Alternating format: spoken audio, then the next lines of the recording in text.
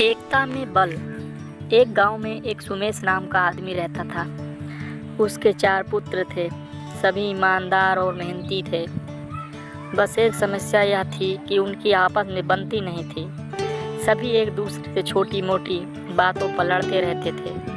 अपने पुत्रों के बीच होने वाली लड़ाई से सुमेश बहुत परेशान था। उसने कई बार इनको आपस में मिलाने की कोशिश की, पर असफल रहा। धीरे धीरे सुमेश बूढ़ा हो चला, लेकिन उसके लड़कों के बीच लड़ाई का सिलसिला वैसे ही चलता रहा। सुमेश ने अपने लड़कों को मिलाने के लिए एक तरकीब बनाई। उसने अपने पुत्रों को एक साथ बुलाया। पिता का अंतिम समय देखते हुए चारों पुत्र एक साथ उसके पास पहुंचे। सभी पुत्रों ने पिता से उन्हें बुलाने का कारण पूछा, तो सुमेश बोला, आज मैं तुम सबको एक काम देने जा रहा हूँ और मैं देखना चाहता हूँ कि कौन इस काम को भली भांति कर लेगा। सुमेश ने बड़े लड़के से कई सारी लकड़ियाँ लाने को बोला तथा छोटे लड़के से एक मजबूत रस्सी लाने को कहा। लड़के ईमानदार और मेहनती थे।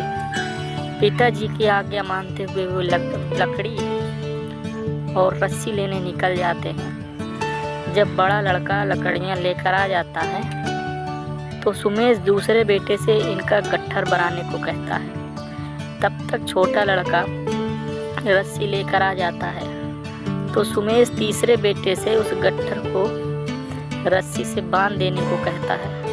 लड़का उनकी आज्ञा का पालन करता है। बड़ा लड़का कहता है, पिताजी अब हमें क्या करना है? इस पर सुमेश मुस्कुराते हुए बोला, तुम सभी में से कौन इस गट्ठर को अपने बल से तोड़ सकता है?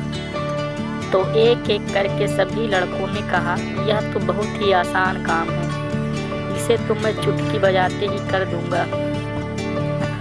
फिर क्या था, अपनी बात साबित करने के लिए वो आपस में झगड़ने लगे कि इसे मैं ही तोड़ूंगा।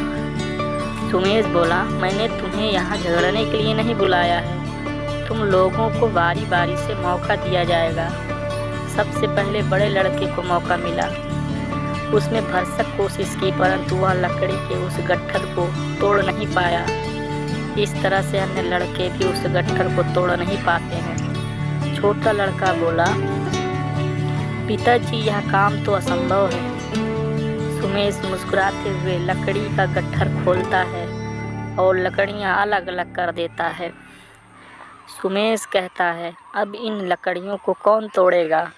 तो सभी उन अलग अलग लकड़ियों को तोड़ लेते हैं।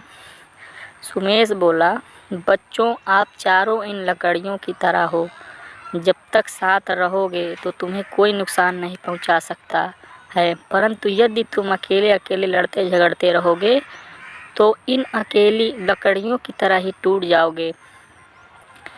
एकता में बल की कहानी से हमें यह शिक्षा मिलती है कि एकता में बड़ी ताकत होती है। अगर हम मिलजुल कर एक साथ रहें तो कोई भी हमें नुकसान नहीं पहुंचा सकता है। दोस्तों, कहानी पसंद आई हो तो लाइक एवं सब्सक्राइब करें।